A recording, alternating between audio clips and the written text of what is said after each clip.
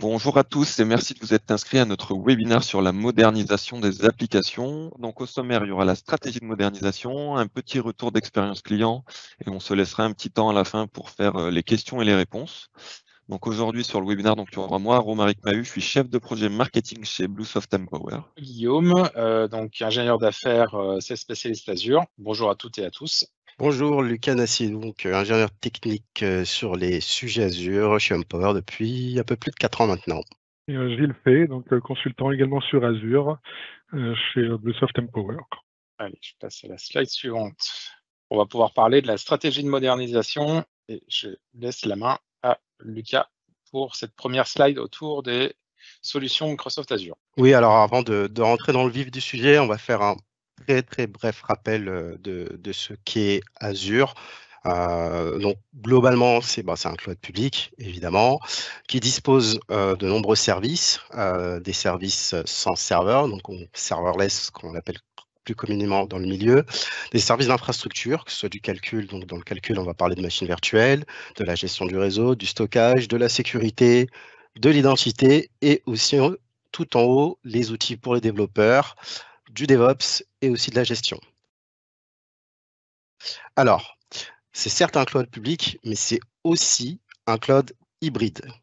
Donc, Microsoft a avant tout pensé ses services pour qu'ils soient effectivement orientés cloud, mais aussi pour qu'ils soient orientés hybrides. Donc, c'est une plateforme pour les développeurs, donc par le biais de ses services Azure, mais vous avez aussi des services qui vont venir s'implémenter on-prem, notamment le service Azure Stack. C'est aussi une plateforme de DevOps avec le produit Azure DevOps qui existe aussi bien en version cloud qu'en version on-prem. C'est une plateforme de données. Alors, ce qu'on entend par plateforme de données, c'est la captation de la donnée, la transformation de la donnée et le stockage de ces données. Donc, c'est l'ensemble de ces processus donc, qui sont gérés par de nombreux services. Vous avez des services de base de données comme SQL, Postgre, MariaDB.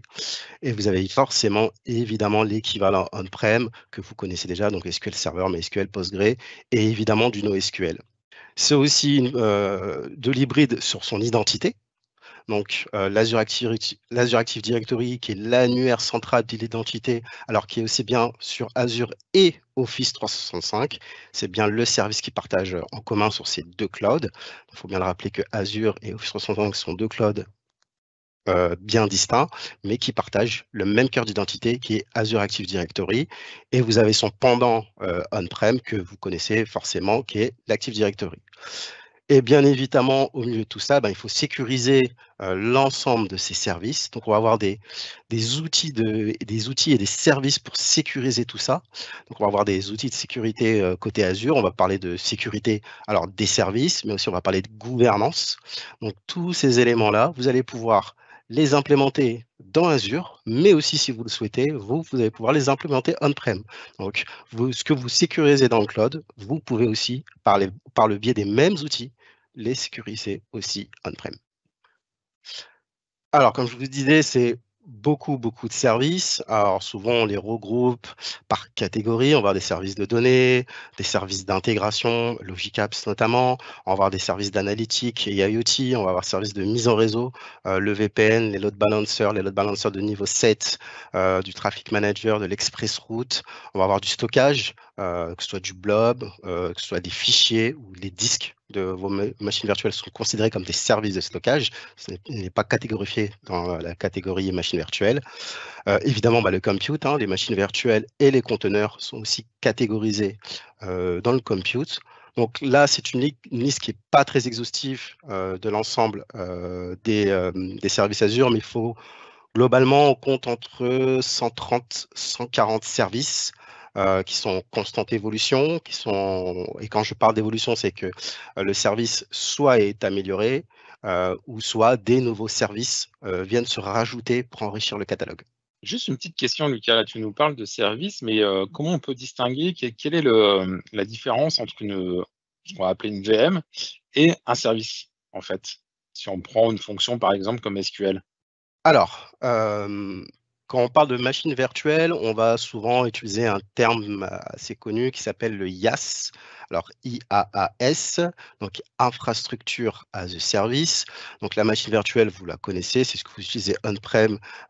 Côté Azure, c'est quasiment l'équivalent. Donc, c'est du compute attaché à un disque, associé à ça de la RAM et un pros, et un niveau de processeur. En comparaison de ça, vous avez donc ce qu'on vient de parler, donc les services SQL. Et là, ce qui diffère, c'est que vous n'avez pas de couche OS. Donc, on balaye la couche OS, elle est invisible pour vous, elle est gérée par Azure, et vous allez directement consommer le service de base de données. Tout ce qui se passe autour n'est plus de votre problématique. Donc voilà, donc en fait, c'est la disparition de la couche OS donc, qui en fait devient de la responsabilité du cloud, et vous vous concentrez uniquement sur la consommation du produit et le cœur du produit. Ok, c'est ce qu'on appelle le PaaS. C'est ce qu'on appelle le PaaS, exactement. Alors, du coup, ça nous permet de faire la transition. Et oui, donc on va parler des avantages des services PaaS parce qu'effectivement, on parle beaucoup des machines virtuelles dans le cloud. C'est un service qui est très utilisé, mais il n'y a pas que ça. Donc, comme je vous ai dit, il y a à peu près 120, 130 services dans le cloud Azure. Donc, c'est assez conséquent et du coup, la machine virtuelle ne représente qu'un très léger pourcentage sur l'ensemble des services disponibles dans le cloud Azure. Donc, qu'est-ce qu'on appelle communément le PaaS? Alors, c'est Platform as a Service, donc qui est en fait en opposition à ce que j'ai évoqué tout à l'heure, le IaaS, Infrastructure as a Service. Et la différence majeure, donc, c'est que effectivement, toute la partie infra, couche OS, middleware ne sont plus gérés par vous, ils sont gérés par le cloud provider. Donc, globalement, quand vous démarrez une base de données, vous démarrez uniquement le moteur de la base de données. Il n'y a pas de besoin d'installer la couche OS Windows, par exemple, ou une couche OS Linux et mettre dessus un PostgreSQL. Tout ça est géré pour vous. Vous vous concentrez uniquement sur la base de données. Ok, et ça implique donc, j'imagine, une responsabilité partagée entre Microsoft à travers Azure et les utilisateurs. Exactement. À partir du moment où on va passer sur du service PaaS, on va voir que le niveau de responsabilité va varier. Donc, si on prend sur ce schéma-là, la partie on-prem, vous la connaissez, forcément, vous êtes responsable de tout. Donc, en vert, c'est votre niveau de responsabilité et en bleu, le niveau de responsabilité de Azure. Donc, en on-prem, la question ne se pose pas, vous êtes responsable de l'ensemble des briques. D'accord.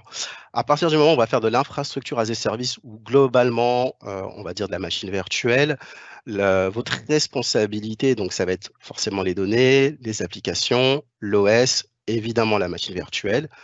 Par contre, Microsoft va se mettre en place toute la partie compute, networking et storage. Donc, ce n'est pas vous qui allez ramener vos disques dans les baies de Microsoft, c'est bien Microsoft qui vous met à disposition les disques, qui vous met à disposition le réseau et qui vous fournit le compute qu'il y a autour et les capacités nécessaires à faire tourner ce compute. Ce n'est pas de votre responsabilité. Ensuite, quand on passe au niveau PaaS, on va venir réduire votre niveau de responsabilité. Donc là, déjà, c'est intéressant.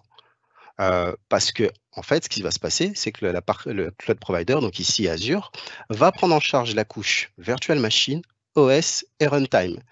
Ce qui signifie que vous allez forcément vous concentrer uniquement sur le cœur du service.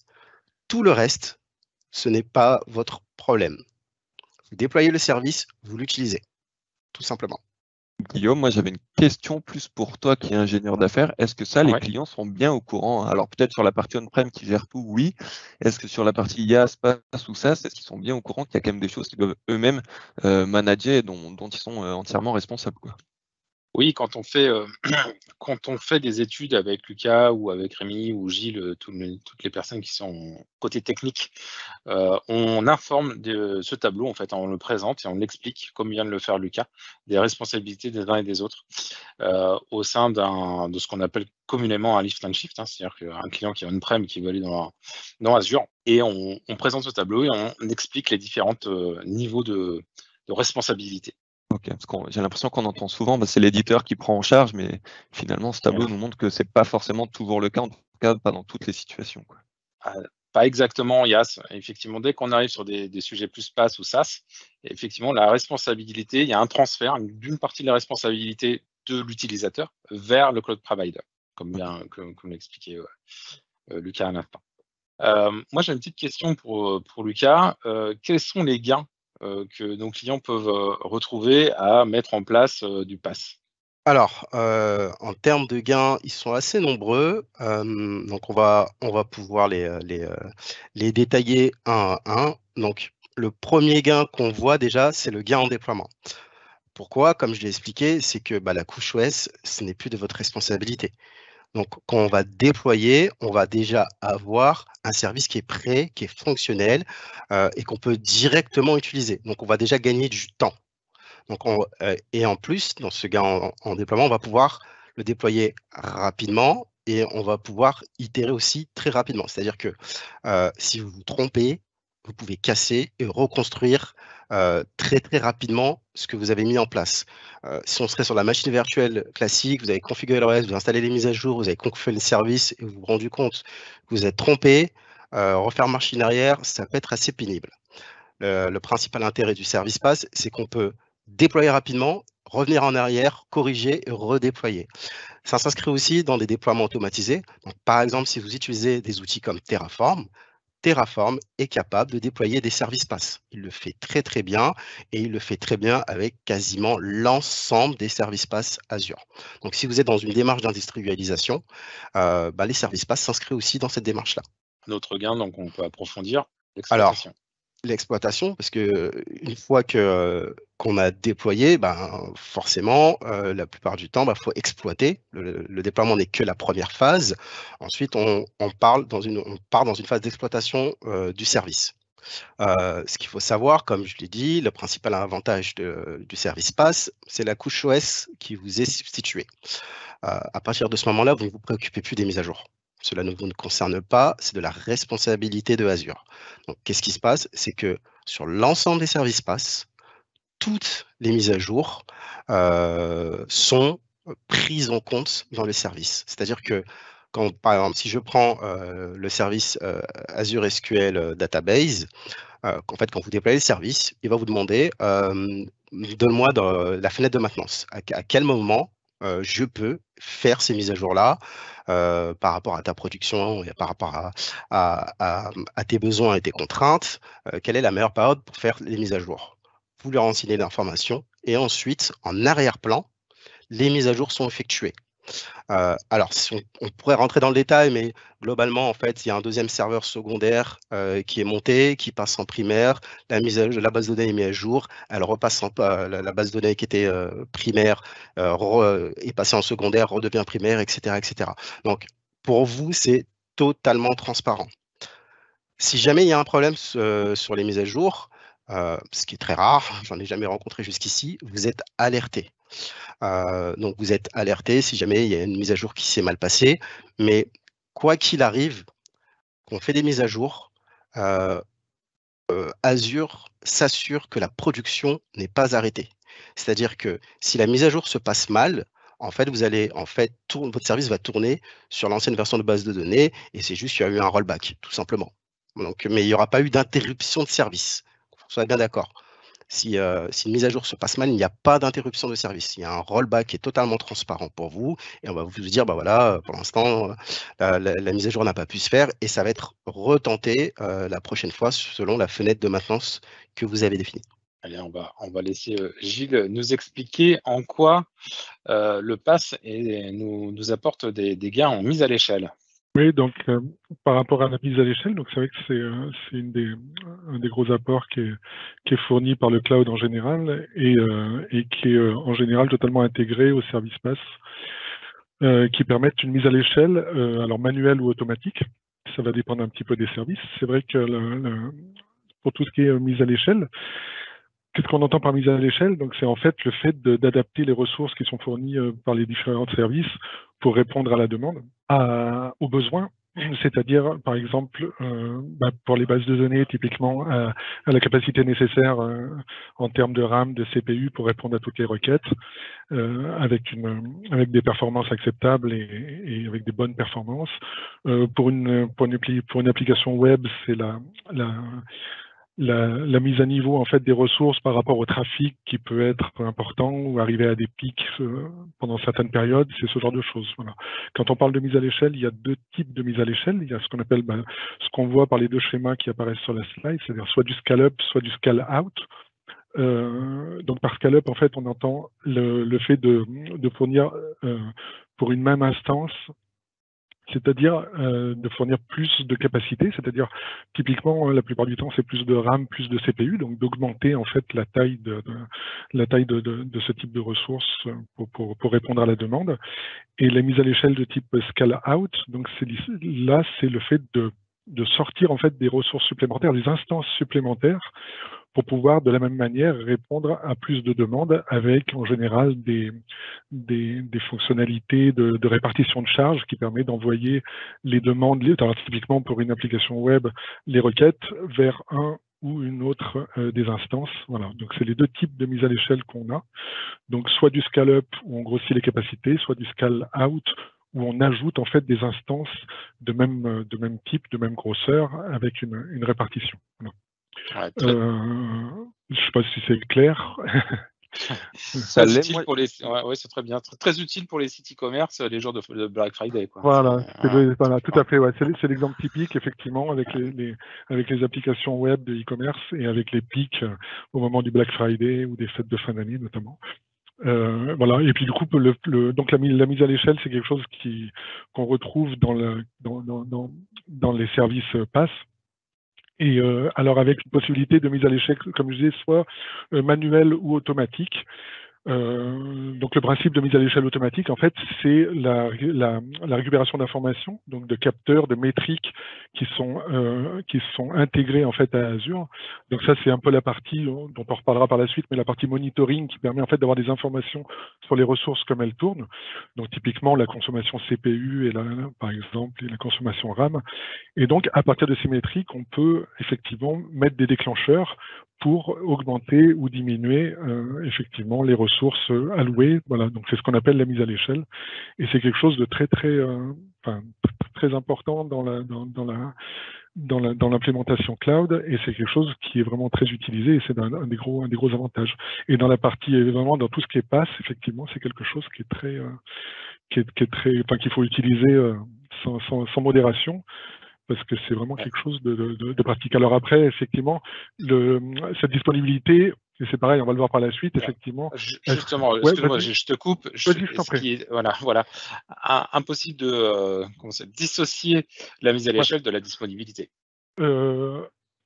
Oui, alors effectivement, après, les deux vont de pair. les deux vont de pair, effectivement. Pour ce qui est de la disponibilité, donc c'est pareil, c'est le fait que chaque service soit hautement disponible, avec notamment des possibilités, des options de redondance et des possibilités de réplica. Donc notamment, c'est quelque chose qu'on voit ça particulièrement avec les bases de données, avec des possibilités de redondance interzone ou interrégion, c'est-à-dire que en fait la disponibilité est faite de telle manière que en cas de problème, et y compris au niveau du data center Microsoft, il y ait une redondance pour que les données soient tout de même disponibles et qu'il n'y ait pas de perte de service en fait fournie par la plateforme, quoi. Voilà. Donc voilà, là l'exemple qui est donné par exemple, c'est pour les databases Postgres avec des modes de basculement, de planifier ou non entre différentes réplicas. Voilà. Gilles, juste avant, sur la partie de mise à l'échelle, tu parlais d'automatisation ou de faire le paramétrage manuel. Est-ce que ça, tu peux toujours le choisir? Tous les services sont possibles à la fois manuellement et automatiquement, ou ça dépendra des services, la mise à l'échelle? Alors, ça va dépendre des services. Le paramétrage manuel, par définition, il est systématique, puisque de toute façon, c'est le fait de configurer et de faire les modifications à travers le portail. Et le paramétrage automatique, enfin la mise à l'échelle automatique, ça peut dépendre des services. Il y a pour certains services, il y aura des ressources supplémentaires en fait à ajouter, comme des automation accounts, donc des systèmes d'automatisation qui vont en fait effectuer la mise à l'échelle pour nous, quoi. Donc en fait, il y a toujours des possibilités de paramétrage automatique, mais il y en a qui sont vraiment fortement, on va dire, intégrés au service, et d'autres pour lesquels il faudra rajouter d'autres sources, voilà, en gros. Mais en général, c'est quand même fortement intégré, quoi. Ouais. Merci. Ouais. Merci Gilles. Je passe à la diapositive suivante concernant le gain financier.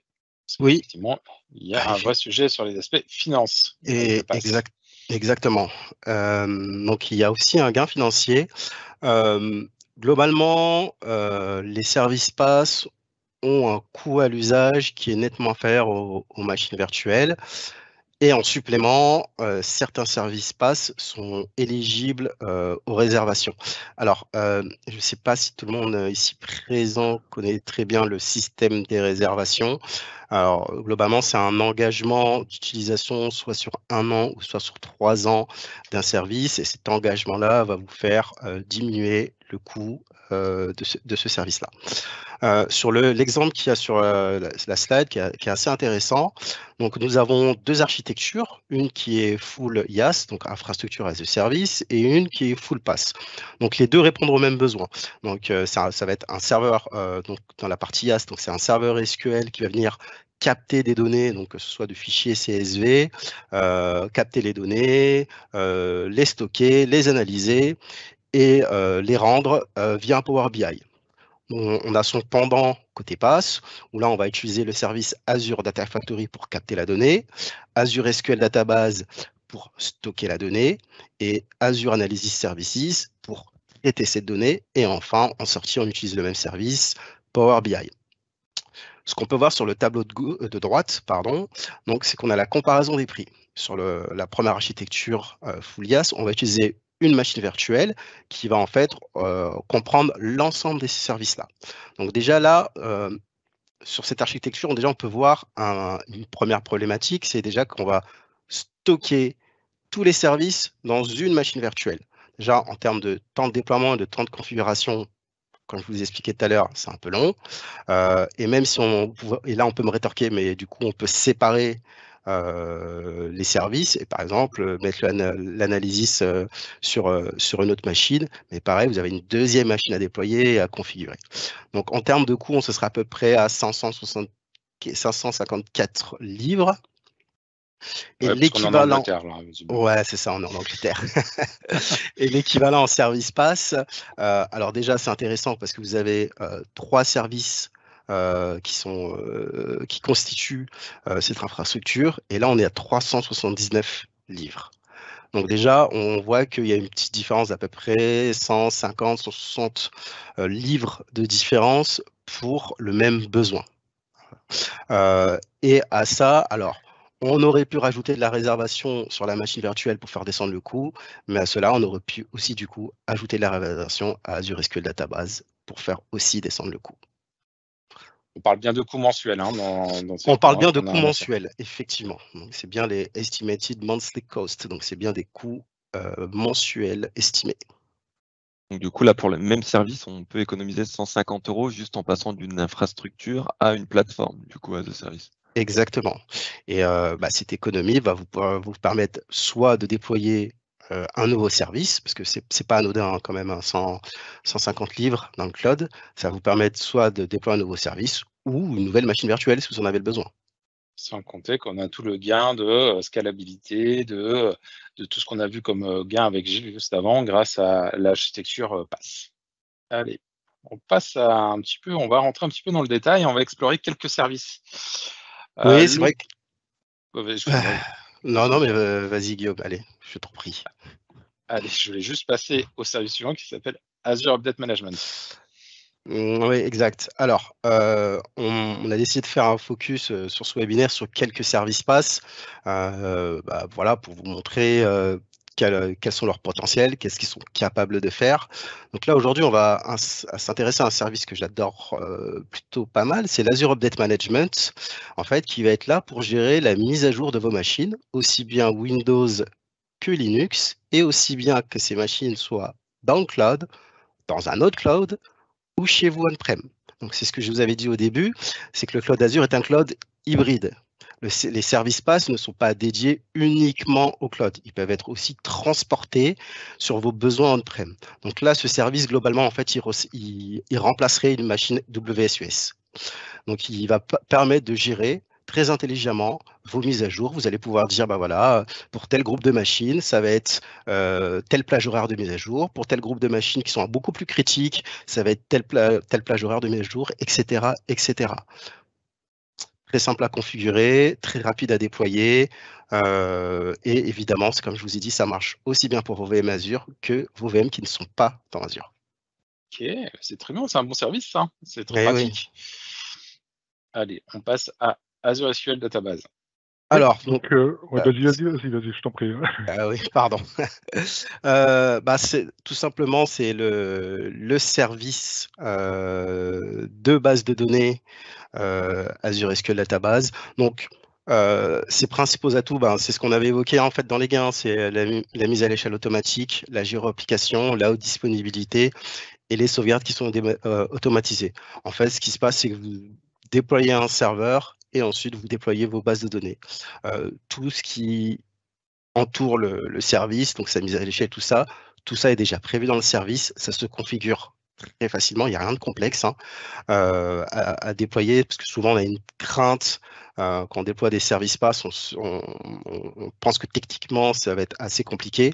On n'a pas réinventé la roue, une base de données SQL on-prem, c'est une base de données SQL dans Azure, c'est à peu près la même chose, il n'y a pas de différence énorme. Il y a le SQL dans Azure, c'est du SQL, c'est pareil pour Postgre, on n'a pas réinventé la roue, c'est les mêmes fonctionnements du moteur de base de données que vous connaissez on-prem et que vous avez l'habitude d'utiliser. Il n'y a vraiment pas de différence majeure entre les deux. Et du coup, on y accède avec les mêmes outils Azure SQL Studio Management sans problème pour faire tout ce qu'il y a à faire à l'intérieur. Ouais. Exactement. J'ai une petite question, Lucas et Gilles. Pour un client qui a déjà des licences, qui a déjà des licences SQL serveur on-prem, qu'est-ce qu'il a gagné à passer à Azure SQL Database, déjà en termes de coût? Et aussi, est-ce que toutes les applications, est-ce qu'on peut passer n'importe quelle application qui est on-prem avec une base de données SQL Server à un système Azure, enfin avec un service Azure SQL Database? Alors, pour le premier point, des licences. Donc l'hybride benefit, pareil, il va falloir que je fasse un point rapide. Alors l'hybride benefit, c'est la possibilité de porter sous certaines conditions. On ne va pas rentrer dans le détail, ça prendra trop de temps, mais vos licences on-prem vers le cloud et Azure SQL est éligible à l'hybride benefit. Donc les licences que vous avez achetées on-prem peuvent être consommées dans le cloud. Alors sous certaines conditions, je ne les connais pas précisément. Mais effectivement, ça va vous permettre de réduire le coût sur ce service-là. Ensuite, sur l'éligibilité des bases de données qui sont compatibles avec le service. Il existe un outil côté Azure qui est capable d'analyser l'ensemble de votre base de données qui sont sur votre serveur SQL on-prem et qui va vous dire si elle est compatible ou non avec le service. Et si elle n'est pas compatible avec le service, elle va vous dire pourquoi elle n'est pas compatible, quels sont les éléments qui sont manquants ou quels sont les éléments qui sont bloquants. Mais tout ça, il y a des outils qui sont là pour analyser et qui peuvent vous dire cette base de données-là. Alors attention, ça analyse par base de données. Donc il y a sur plusieurs bases de données, il y en a qui peuvent être éligibles et d'autres non. Ça va dépendre de leurs caractéristiques et comment elles sont configurées et utilisées. Donc en fait, Microsoft a mis tout en place, que ce soit d'un point de vue financier ou technique, pour faciliter cette migration vers Azure SQL Database Server en mode pass. Exactement. Et alors juste un dernier point de précision. Alors là sur ces slides, on fait un focus sur Azure SQL Database, mais vous avez un autre service qui s'appelle Azure SQL Managed Instance, qui lui a la particularité d'être compatible quasiment à 100% avec le Azure SQL On-Prem. Donc là, la question se pose quasiment pas sur la compatibilité. Donc, il y aurait toujours cette solution-là, en cas d'incompatibilité avec Azure SQL Database, de s'orienter ou d'envisager de s'orienter vers Managed Instance. Ouais. Merci pour ces précisions, Lucas et Gilles. On passe à la slide suivante concernant un autre service, Azure App Service. Oui, donc l'Azure App Service, du coup, c'est un service qui permet de déployer et de gérer facilement des applications web, comme c'est indiqué là. Et donc, ça permet de déployer très, très rapidement donc, du coup, des sites web, des applications web, des API, et de la même manière que pour les bases de données, on n'a pas besoin de se soucier de l'OS qu'il y a derrière. Là, c'est exactement la même chose, donc on n'a pas besoin de gérer de machines virtuelles ou quoi que ce soit derrière. Donc, il y a tout un tas de fonctionnalités qui sont prises en charge, avec notamment un certain nombre de langages, donc tout ce qui est tous les frameworks, donc .NET, Ruby, enfin voilà, il y a plein de langages qui sont prises en charge. Il y a aussi des fonctionnalités dont on a déjà parlé, du coup, de mise à l'échelle automatique en fonction du trafic, par exemple. Donc c'était l'exemple que j'avais donné tout à l'heure. Donc, il y a aussi le fait, alors un des autres bénéfices de tout ce qui est PaaS, c'est l'intégration en fait avec les autres services Azure. Et en l'occurrence, pour les app services, un autre déploiement continu, donc la possibilité en fait d'associer votre app service avec par exemple GitHub. Bon, c'est souvent l'exemple qu'on donne pour gérer le déploiement continu. Et enfin, l'intégration de la même manière que les autres services au monitoring intégré d'Azure, Azure Monitor, qui permet en fait d'avoir des restitutions sur le fonctionnement et les usages aussi qui sont faits sur vos applications web. Voilà. Donc le schéma qu'on voit là c'est ça décrit ça assez bien, c'est un petit schéma un peu typique. Donc la partie app service, en fait, c'est le petit carré qu'il y a au milieu avec l'app service plan et l'app service web app. Donc c'est le petit rond qu'on voit là. Et donc ça permet donc d'avoir une application web disponible dans Azure, accessible. Ce qu'on voit en dessous, les slots, c'est le principe d'avoir des environnements qu'on appelle des slots, voilà, de développement, de production, pour pouvoir faire facilement des mises en production en switchant d'un slot vers un autre. Donc c'est très très souple à utiliser. L'intégration avec les autres services Azure, on la voit très bien représentée, par exemple, avec une ressource de type Azure Key Vault. Donc, c'est la petite clé qui est ici en haut à gauche et qui est un service Azure, en fait, qui permet de gérer les mots de passe, les certificats, les secrets d'une manière automatisée, sans que ça soit géré au niveau de la web app. Donc, voilà, c'est le genre, en fait, d'intégration qui se fait de manière native avec tous les autres services, en fait, qui sont fournis par Azure. Voilà. Et donc sur le schéma, on voit par exemple avec en back-end des bases de données SQL, donc qui sont accédées par l'application l'application web la plupart du temps. Voilà. Et sur la partie droite, c'est la partie monitoring. Donc comme je disais tout à l'heure, il y a effectivement tout un tas de métriques qui sont vraiment intégrées.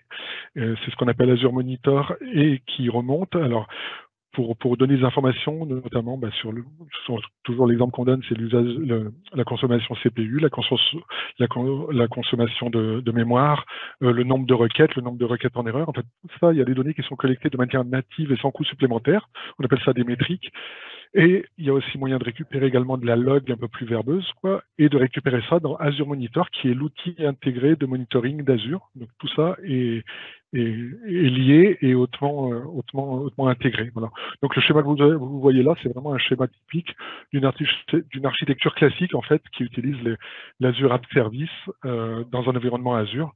Voilà. Et on voit l'ouverture vers Internet pour que les personnes puissent accéder de l'extérieur. Donc ça, on va en parler encore par la suite avec un autre service. Mais voilà, c'est le genre de service qui est tout à fait fonctionnel. Ouais.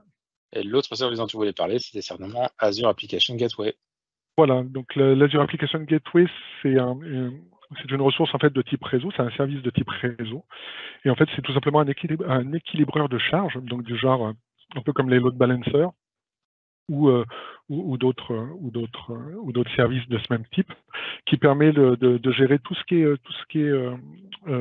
HTTP, enfin requête HTTP et HTTPS, et qui permet en fait entre guillemets de protéger un petit peu les ressources que vous auriez de type web app dans votre environnement Azure, puisque l'application Gateway intègre un firewall, un pare-feu applicatif. Et donc, ça permet de faire de la répartition de charge, notamment basée sur les en-têtes, sur le chemin d'un URI, voilà, ce genre de choses, et de renvoyer les requêtes vers le back. Donc c'est ce qui est montré par le schéma qu'on voit là actuellement. Donc là, c'est un schéma assez technique parce que du coup, on voit vraiment le contenu de ce qu'il y a dans l'application gateway avec une partie listener. Donc on crée des listeners. On crée des back-end pools dans lesquels on indique en fait quelle est la cible finale. Donc la cible finale, ça peut être une web app, comme celle dont on vient de parler dans le slide précédent, mais ça peut être aussi des VM, des machines virtuelles, ça peut être aussi des serveurs on-premise. Donc vraiment, la partie back-end peut être de tout type, ou des groupes de machines identiques, c'est ce qu'on appelle les virtual machine scale sets. Donc voilà. Et donc en fait on définit des règles, donc c'est les rules qui se basent sur des configurations, donc c'est la partie HTTP settings et qui permet donc de faire de la répartition de charges. Et donc parmi les fonctionnalités proposées par Azure Application Gateway, donc il y a évidemment le firewall applicatif. Et il y a aussi la redondance de zone pour assurer une haute disponibilité. À nouveau la mise à l'échelle automatique pour s'adapter au trafic. Et puis voilà les choses dont j'ai déjà parlé, là, le routage basé sur les URL et la possibilité d'héberger plusieurs sites. Donc en fait, une seule app gateway peut prendre en charge plusieurs applications, plusieurs sites. Et également l'affinité des sessions, qui est le genre de fonctionnalités en fait qui sont prises en compte par l'Azure Application Gateway. Voilà. Donc ça c'est quelque chose qu'on met en place, qui est très utilisé, qui est très préconisé dans la mise en œuvre notamment d'applications web ou de sites web dans Azure, parce que vraiment ça permet d'ouvrir vos applications web vers l'extérieur d'une manière vraiment sécurisée, fiable et avec toutes ces fonctionnalités là qui sont à disposition. Voilà. Super, merci Gilles pour ce sujet-là. Sur les 4 services qu'on vient de montrer là, c'est des services qu'on utilise beaucoup chez nos clients. Oui. Oui, la réponse est oui. L'application gateway, oui. App services. L'app services aussi, parce que pour toutes les bonnes raisons qu'on a données, c'est-à-dire que ça permet vraiment de s'affranchir, d'avoir des serveurs, et puis pour des questions de coût. Et puis les bases de données pour la même raison, enfin pour toutes les raisons qui ont été évoquées par Lucas précédemment. Ouais. Et bien justement, on va aller voir un petit peu ce qu'on peut faire avec des exemples d'architecture en mode pass. Alors, le premier exemple, en fait, c'est vraiment un schéma très simple, en fait, qui reprend typiquement les 3 derniers services qu'on a présentés. Donc voilà, c'est-à-dire en fait une application gateway en frontal, associé à une IP publique qui permet en fait l'ouverture sur Internet, donc c'est toute la partie à gauche. Derrière l'application gateway, donc typiquement une web app hébergée dans un Azure App Service qu'on voit là.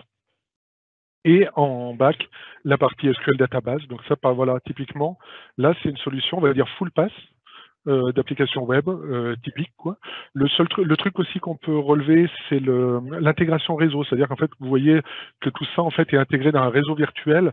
Donc ça voilà, c'est aussi un petit truc à garder en tête, c'est que beaucoup de ressources dans Azure, et c'est le cas notamment des bases SQL et des app et des web apps aussi, des app service plans peuvent être intégrés en fait à un réseau. Le bénéfice de ça étant que en fait tout ça est cloisonné en fait pour que l'accès ne puisse se faire qu'en interne à l'intérieur du réseau virtuel pour des questions de sécurité tout simplement.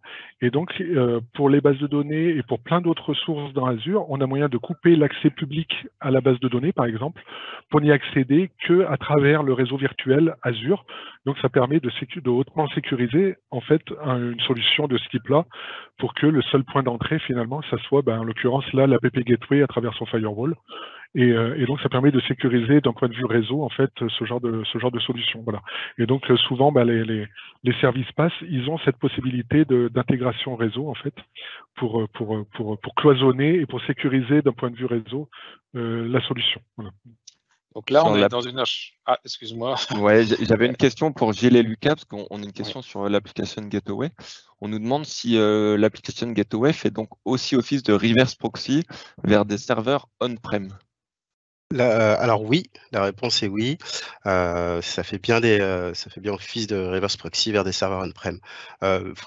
Faut juste mettre en place donc soit un réseau VPN, soit un ExpressRoute entre Azure et le réseau on-prem pour que l'application puisse venir protéger ou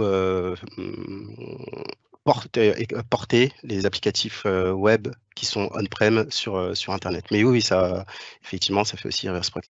Guillaume, pardon, du coup, merci Lucas pour ta réponse. Guillaume, je t'ai coupé la parole, vas-y. Pas de souci. Je voulais juste donc bien m'assurer qu'avec Gilles et Lucas, que là, on est dans une architecture qui ne comporte pas une seule VM dans Azure. On est tout en mode PaaS. C'est ça, effectivement. Ouais. Effectivement. Donc, on peut très bien donc avoir une application web, un site internet avec une grosse base de données, peu importe, sans une seule VM et avoir toute cette configuration et tout ce service, toute cette architecture en mode PaaS. C'est tout à fait ça, ouais, c'est tout à fait ça. Super. Allez, on va aller dans une architecture un petit peu plus compliquée, incluant des VM et des PaaS. Exact. Alors, on présente cette architecture. Pourquoi? Parce que tout simplement, ce que j'évoquais au début, c'est que alors je ne l'ai pas encore évoqué, mais effectivement, les services PaaS ne viennent pas remplacer de manière systématique vos machines virtuelles. Ça peut venir aussi en complément de vos machines virtuelles. Donc cet exemple-là, où ici on va avoir une application gateway, encore pareil, qui va en frontal, qui va pour venir exposer nos serveurs web. Et là, ce qu'on constate, c'est que les serveurs web sont des machines virtuelles. On n'est pas sur des app services, on est bien sur des machines virtuelles. Par contre, en back-end, on retrouve bien un service PaaS qui est Azure SQL Database avec une base de données qui est active et une base de données qui est passif pour assurer la haute disponibilité. Qu'est-ce que représente ce schéma? Ça veut dire que les deux mondes vivent très bien ensemble. Vous pouvez très bien avoir la machine virtuelle et très bien avoir des services PaaS. Le tout communique très bien, le tout s'intègre très bien. Ce ne sont pas des mondes qui sont en opposition, c'est plutôt des mondes qui sont en complément. Effectivement, le meilleur des mondes, c'est de essayer de réduire vos machines virtuelles tant que c'est possible. Ce n'est pas tout le temps possible. Vous pouvez avoir des contraintes, des besoins particuliers, etc. etc. Mais en tout cas, vous pouvez très bien utiliser les services PaaS avec les machines virtuelles. Il n'y a aucun problème. Les deux se marient très, très bien. Le meilleur des deux mondes. C'est ça. Voilà. Allez.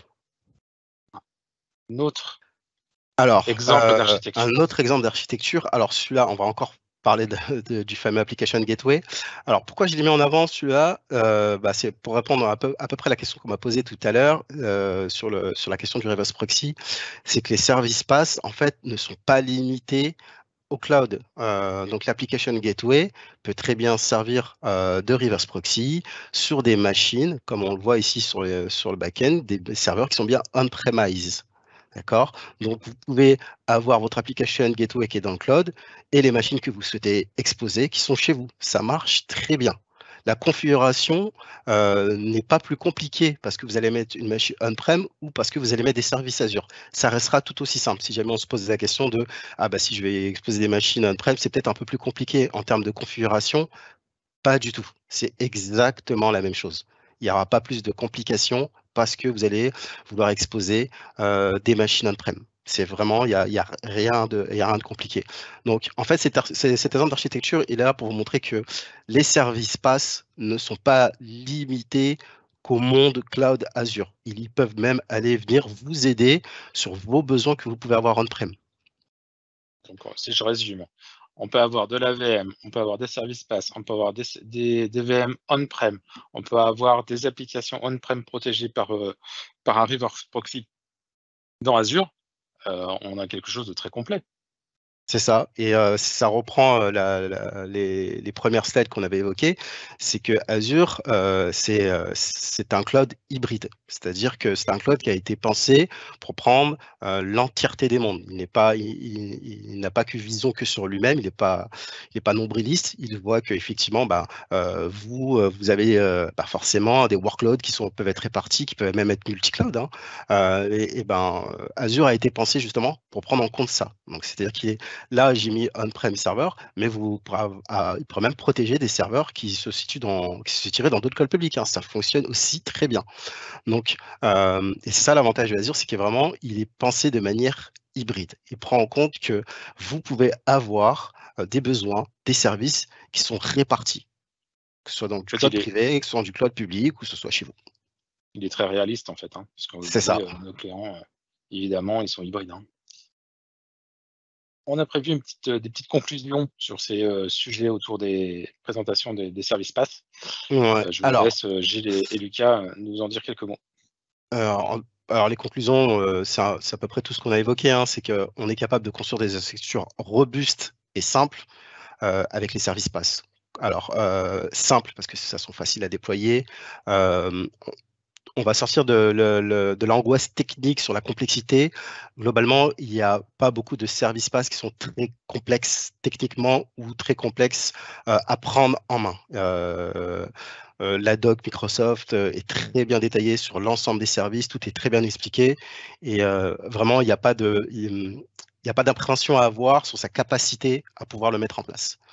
Effectivement, vous ne pouvez pas forcément connaître l'ensemble de tous les détails, de toutes les options nécessaires, mais sur son déploiement et sur sa configuration, je vous assure que la plupart des services PaaS, il n'y a rien de bien complexe. Ensuite, en termes de deuxième conclusion, c'est ce que j'évoquais aussi auparavant, c'est que les services PaaS n'ont pas vocation à remplacer les machines virtuelles, ils viennent aussi en complément. Donc, il ne faut pas voir comme les services PaaS comme étant ce qui va remplacer la machine virtuelle. On est conscient que vous pouvez avoir dans certaines situations besoin des machines virtuelles. C'est pour ça que les services PaaS s'intègrent très bien, ils fonctionnent très bien avec vos machines virtuelles, qu'elles soient dans le cloud Azure ou qu'elles soient chez vous, qu'on soit bien d'accord là-dessus. Donc du coup, ça rebondit très bien sur le troisième point, c'est que ça s'inscrit aussi dans des environnements hybrides. C'est qu'on va pouvoir protéger ou servir des besoins, aussi bien qu'ils soient dans le cloud ou qu'ils soient sur votre cloud privé. Il n'y aura pas de limite là-dessus. Par contre, un dernier point qu'on n'a pas évoqué, donc les services PaaS, c'est très bien, mais par contre, il faut toujours l'étudier selon vos besoins, votre contexte, vos contraintes et vos enjeux. On ne part pas à l'aveugle, on étudie ce que le service va nous apporter, ses contraintes, etc., etc. Donc, il y a toujours une étude à faire en amont si on veut faire soit de la transformation, donc j'ai une machine virtuelle et je souhaite la transformer vers un service PaaS. Donc, il y a des études à faire en amont. Par exemple, sur les bases de données, je vous avais expliqué, il y a un outil qui va vous permettre de scanner des bases de données, de vous dire quel est le niveau de compatibilité, etc. Vous n'allez pas transformer comme ça et vous rendre compte après que ce n'est pas compatible. Ça n'a pas de sens. Donc voilà, il faut toujours étudier si vous faites la transformation ou étudier si vous faites de l'adoption. C'est-à-dire que vous démarrez directement avec un service PaaS, qu'est-ce qui vous présente comme avantage, qu'est-ce qui présente comme inconvénient, est-ce qui correspond à vos besoins, alors que ce soit technique, que ce soit financier, etc. etc. Tous ces éléments-là, c'est étudié en amont. Voilà. Donc on ne peut pas passer cette étape-là. C'est la phase 1 avant de déployer votre service PaaS. Justement, je vous propose de passer au retour qu'on a d'expérience avec un de nos clients qu'on a accompagné dans cette transformation. Donc, il s'agit du client Hadar. En quelques mots, Hadar, c'est un peu plus d'une centaine de salariés dans le métier du médical. Donc, hospitalisation à domicile, soins infirmiers, soins à domicile. Et un établissement spécialisé dans la maladie d'Alzheimer. Donc, c'est un client qui, initialement, avait une infrastructure on-prem et on l'a accompagné dans sa migration vers Azure. Sur l'architecture de départ, donc chez ce client-là, ils avaient côté on-prem 3 serveurs applicatifs, un serveur SQL, une JED et un serveur applicatif métier, 2 contrôleurs de domaine et un serveur VPN. Donc, ils ont décidé de faire une migration vers Azure de l'ensemble de ces briques-là et de les porter dans le cloud. Donc, ça s'est transformé sur le schéma que vous voyez ici. Donc, globalement, eux, en termes de service PaaS, ce qu'ils ont utilisé, donc c'est le fameux Application Gateway pour pouvoir exposer leur service web. Le service VPN Gateway, donc pour pouvoir porter le tunnel VPN entre le cloud Azure et leur site on-prem, c'est bien un service PaaS, parce qu'on aurait pu remplacer cette brique-là par des machines virtuelles de type NVA, donc du Forti, du Palo Alto, etc. etc. Donc là, ils ont bien utilisé un service PaaS. Ils ont reproduit leur machine virtuelle. Donc, on retrouve bien un AD. Le deuxième AD est resté on-prem, une JED et une VMSQL. Donc, une migration assez simple, mais très représentative des schémas qu'on a juste avant. Et en quelques mots, ce que la DAR en a retiré. Alors, donc ils auront à peu près retrouvé tous les gains qu'on avait exposés auparavant. Donc c'est un gain de déploiement, donc le projet a été déployé en 3 mois, ce qui est assez rapide. Un gain en exploitation, notamment via l'application gateway et le service VPN. Un gain en mise à l'échelle, donc ils peuvent monter la puissance aussi de leur machine assez rapidement. Donc il faut le savoir, effectivement, dans les machines virtuelles dans Azure, en quelques clics, vous pouvez faire un scale-up. Et aussi un gain en flexibilité. Donc ils se sont retrouvés avec une infrastructure qui est simplifiée par rapport à l'on-prem, et ça leur a facilité le télétravail, en fait, c'est notamment sur le serveur applicatif. Donc, ils ont trouvé la plupart des gains que nous avons exposés, alors qu'ils n'ont utilisé qu'au final à peu près 2 ou 3 services PaaS. Donc, juste avec quelque peu de services PaaS, déjà, on commence à voir du gain sur l'utilisation de ces services-là. Donc, imaginez un peu si on était passé sur du full service PaaS. Là, effectivement, le gain serait beaucoup plus important. Mais comme je l'ai dit auparavant, si vous voulez faire ça, c'est des choses qui s'étudient, qui prennent un peu plus de temps. Et dès que vous êtes prêt, vous ne pouvez plus qu'appuyer sur le bouton pour tout transformer en service PaaS. Autre gain qu'on n'a pas affiché ici, mais qui est assez induit par rapport à la croissance de Hadar, c'est une entreprise qui est en croissance. Là, ils ont une infrastructure qui va les accompagner dans le temps et qui va être facile de faire monter en puissance. On en a fini pour tout ce qui est présentation des services PaaS et de notre cas client. Donc, si vous avez des questions-réponses, je vous laisse les poser à travers le chat. Je suppose, Romaric. Pour l'instant, il y a une question en suspens qui reprenait notre slide 9 avec les rôles et responsabilités soit de l'éditeur, soit du client final. Et on nous demandait du coup pourquoi ne pas mettre le backup dans les responsabilités, ou en tout cas, qu'est-ce qu'on fait du backup au niveau des responsabilités? Je ne sais pas si Lucas ou Gilles, vous avez un petit mot à nous dire dessus sur cette partie backup. Je vais pouvoir répondre. Alors, en termes de responsabilité sur les backups, quand on parle de backup, on parle de données. Donc, quand on sauvegarde quelque chose, on sauvegarde des données. Donc, que ce soit une machine virtuelle entière ou juste des fichiers, donc on parle de données. Donc, vous êtes responsable, quoi qu'il arrive. Vous pouvez prendre tous les schémas de responsabilité. À chaque fois, même sur du SaaS, vous êtes responsable de la donnée. Ce que va vous garantir le Cloud Azure, c'est que le système de backup, il va être hautement disponible, il va être répliqué et que vous n'allez pas perdre ces données-là. C'est-à-dire que globalement, quand vous faites des sauvegardes avec le service Azure Backup, vous pouvez augmenter le niveau de disponibilité. Vos sauvegardes sont répliquées 3 fois au sein du data center. Ils peuvent être géorépliqués, etc., pour que vos données à vous ne soient pas perdues. Donc, eux, ils vont assurer que le service de sauvegarde fonctionne et est capable de fournir des niveaux de disponibilité. Par contre, ce n'est pas à eux de sauvegarder vos données parce qu'ils ne les maîtrisent pas, ils ne savent pas qu'est-ce qu'il faut sauvegarder, qu'est-ce qui est critique, qu'est-ce qui ne l'est pas, quelle est votre politique de sauvegarde, qu'est-ce qui rentre dans la sauvegarde et qu'est-ce qui ne rentre pas. Ces informations, ils ne les ont pas. Donc, ce n'est pas à eux de prendre en charge la manière dont on va se sauvegarder. Ça, c'est forcément attaché à votre contexte. Donc, ils vont juste vous assurer que votre donnée est bien sauvegardée et que s'il y a un problème, vous allez pouvoir la récupérer. Ça va être de leur responsabilité. Par contre, tout le reste, c'est la leur, c'est la vôtre. Qu'est-ce qui est critique, qu'est-ce qui ne l'est pas, comment je vais sauvegarder, etc. La gouvernance de la sauvegarde. On a d'autres questions, Mike? Pour l'instant, non, mais on a encore 3-4 minutes devant nous. Guillaume, si tu passes à la slide suivante. Oh, bien sûr, avec plaisir. Pour aller un peu plus loin, en tout cas, n'hésitez pas.